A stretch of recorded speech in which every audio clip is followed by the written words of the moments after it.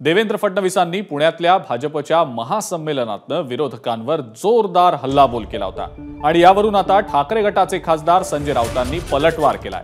आधी फडणवीसांची चौकशी करून त्यांना अटक करण्याची मागणी संजय राऊतांनी केली आहे।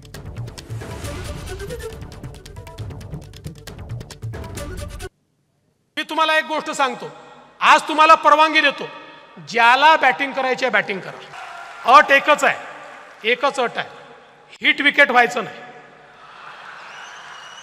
जे फुटबॉल खेळतात त्यांना माहिती आहे, सेल्फ गोल करायचा नाही। काही लोक बोलायला उतरले की समोरच्यावर बोलायच्या ऐवजी आपल्यावरच बोलून जातात।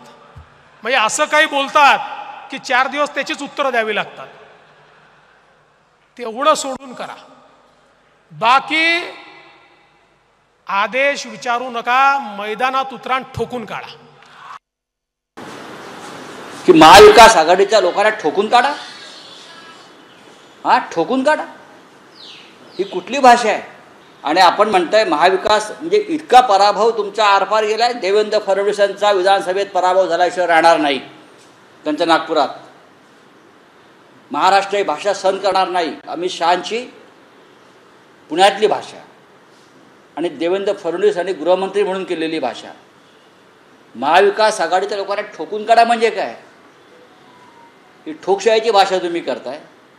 गृहमंत्री राजीनामा द्या, अमित शहानी आणि देवेंद्र फडणवीस यांनी गृहमंत्रीपदाचा राजीनामा द्या।